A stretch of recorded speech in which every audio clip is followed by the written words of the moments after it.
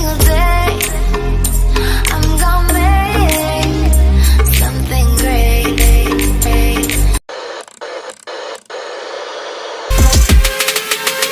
Don't stop, don't stop, don't stop. This game ain't nothing, this game ain't nothing. On my way to the top, I love this money, just set it on fire, don't mean nothing, here's one for the night, don't waste my time, Hey guys, Ron here with BBM Reptiles. Thank you again for taking the time for stopping by my channel. And if you're new, go ahead and hit the subscribe button and follow me along on this incredible journey working with reptiles, specifically working with ball pythons. Well, today's the day. Today I'm actually putting out my first clutch of the season 2020. And I'm really excited actually because I was seeing so many different people posting their clutches and eggs on Instagram and YouTube. And I was like, when am I finally going to get one? Well, today's that day.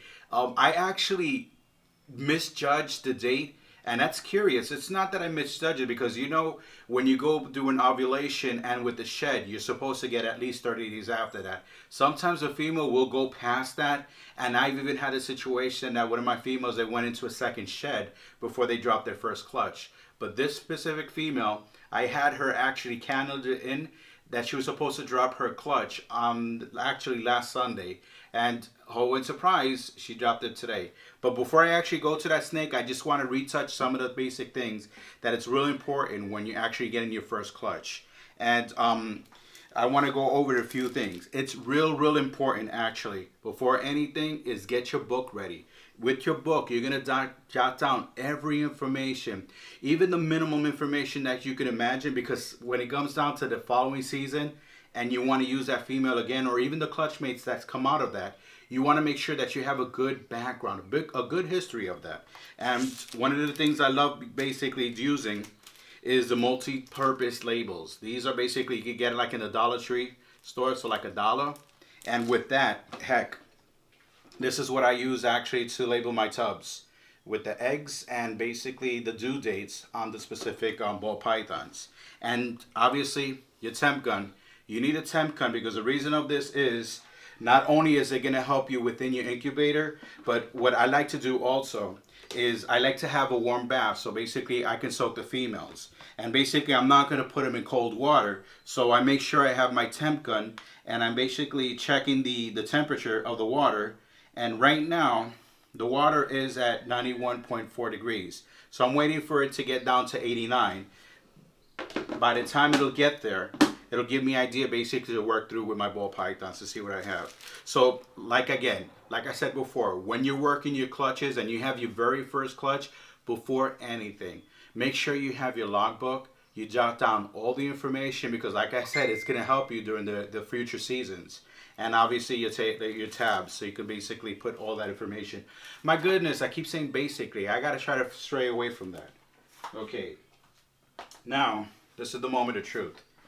I have to make room here for what I'm about to do. Now this female is a pastel and she's 100% het lavender. And what I did is I bred my Dreamsicle to that female. And it looks like we have a comfortable amount of eggs. Now, it's really important basically when you're picking up your female, you're going to angle your hands in a position that is not going to threaten her or she's going to strike out at you. Now, let's just move her up. And wow, you know, I was talking about my wife about this and I was thinking basically I should see at least 6 to 5 eggs. This is another thing. You want to make sure that you go through the grooves of the snakes to make sure there's not extra eggs in there. You're going to feel it basically on the snake and you're going to see that dent. And that's something I like to do. I like to massage my hand through it just to make sure that there's no other eggs going through her.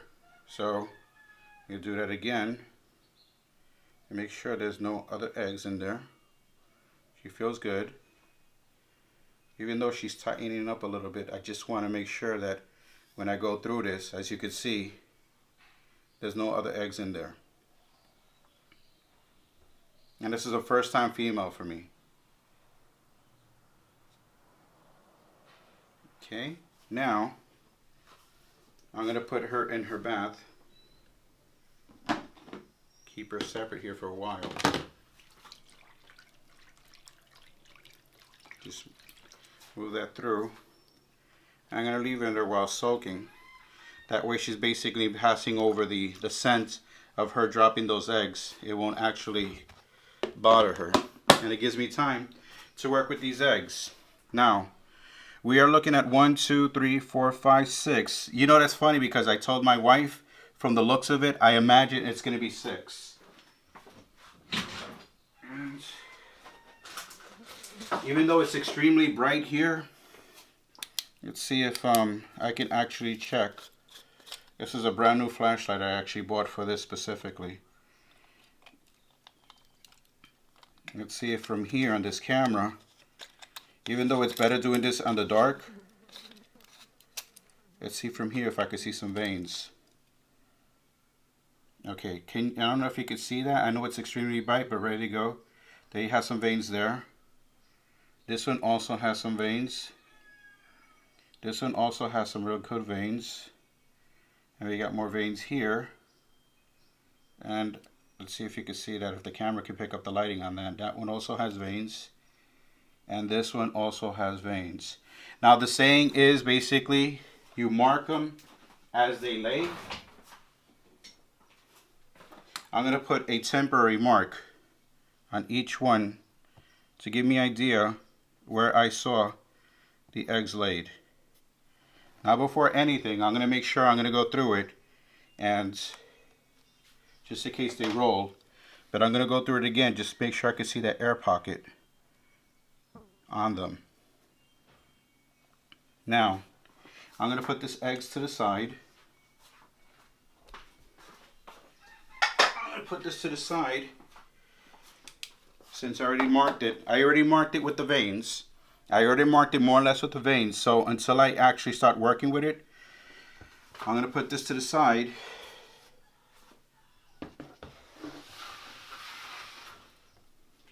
And I'm going to show you basically how I set up those eggs. Okay guys, back to how I actually set up my egg box. And this is something I've been doing so many years. One thing that I like to use, because I don't find any golf tees in my area, so I want to make sure that I'm using something plastic.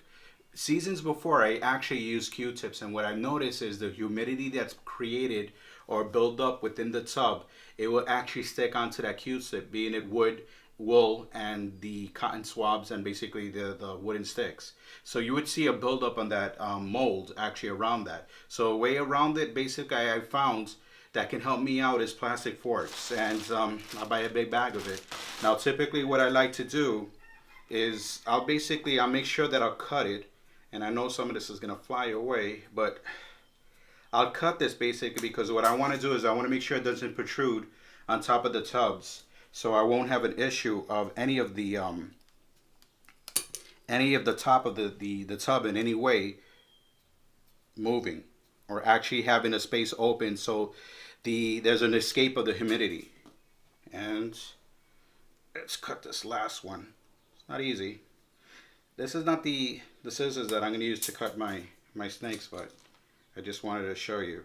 And obviously, going back, basically, I make sure the water that I'm going to use, it's kept inside the incubator, so it has that temperature of 89 degrees. So it's not basically when I'm going to put cold water all of a sudden inside that. I'm going to make sure that the water is basically the ambient temperature. And obviously, I'm going to have 2 servings of the perlites. Now the perlites, I buy the big bag. I buy this big bag. You can actually get it in Home Depot or basically any of those garden areas. This bag, believe it or not, has been with me for 2 years. So now when I'm setting everything up here in the egg tub, this is my personal trick. Now I don't use any basically I don't put any additional wrapping on top of this because I don't have to worry about the humidity escaping, because like I said, because I'm in a warm climate area, there is going to be plenty of humidity. So the first thing I'm going to do is basically, this is the first saving, or the first serving of the perlite, as you can see, it would kick up a lot of powder. You got to be careful because the powder, you can actually start coughing up something terrible. And get a good amount in there. You see, I didn't use the whole second part. Just something basically, you get to the point that you can have an eye of more or less what you want to set up. Then I like to flatten it out. I like to flatten that out. And this is where I'm going to start actually adding on the water.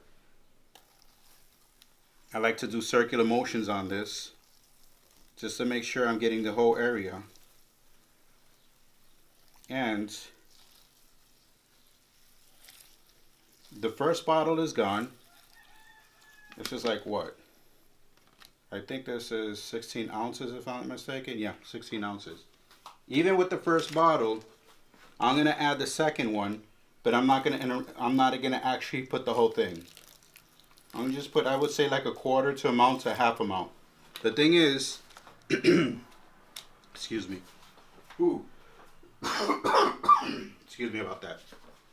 The thing is, you want to make sure that it's not overwhelmed with the water. And as you can see, basically, from this, it's going to be very, very damp. Now, this is me. I'm not saying that basically everyone else has to follow that same pattern. But this is something that me personally, I've been doing for years. Okay. Now, this is the charm. As you can see, I put it all around the incubator. I put it all around the tub. I like to actually wipe off the extra powdering on that. Now, this is the first thing I'll use. This is actually, you find it in the hand. I guess this is where they use these canvases when they're actually making knitting or embroideries. You find that in the my goodness, in the handy section where they sell basically things for when you're knitting. Anyway, this thing, I'm gonna put it basically on top because that's gonna make sure that this is gonna stick in with no problem. That's gonna make sure this sticks in with no problem. So I like to put that first. After that, then I'll put the light diffuser. I mean, like, I don't have those hatch ray trays, and I know those are the bomb. If I had it, heck, I'd be using that. But this is basically, it's gonna go on top. It's gonna go on top. And as you can see, I have a separation between what's damp, which is the perlites and the water mix, with that basically that canvas part and this light diffuser on top. Now, what I love to do when I am about to cut my clutch or when my eggs start pipping, I'll actually remove this part, and the only thing in here will be this canvas part there. So that way I'll avoid the snake actually entwining itself within the light diffuser. So we got that there, and now we're up to the eggs. Now, cool thing is, remember that I talked about marking the eggs as they lay? Sometimes they'll move. So when I put an X, that's basically, it's going to be the final point that from there the egg should actually stay. So I'm going to start setting up my eggs. As you can see here, I marked it where it laid. But then again, when I went over with the candling, I saw the air bubble was actually right here, not here. Even though it made a difference, but I like to always put it up on the side that I see the air bubble forming. The other ones I already checked. This one's like a cute blue bag. That's kind of cool. And the roosters are going at it. My goodness. I think I'm known for that here. Every time I shoot a video, there's always a rooster going crazy. Now, this is where the fork or the little things come in place. As you can see, if I lined it up one by one, there could be a possibility that the egg could roll and touch the sides of the tub. That's something you do not want happening, because when the condensation builds up on the top of the tub, it's going to run across on the sides of the walls. And if it runs across the sides of the walls, it's getting into contact with the eggs, and it will drown the embryo, and you will lose it. So basically, as you see, I lined it up. So this is where I like to start playing with the position of how I'm going to set up the eggs. I'm going to put it that way. put it this way and put it that way. Now, those roosters are going at it. Now, since I already had it lined up, this is the part actually that I like to do with the forks. This is why it's important for me specifically, because now I have to transport these babies to the incubator. So I'm going to put forks on each side that I believe that they could be a possible role in movement. I'll put this one here.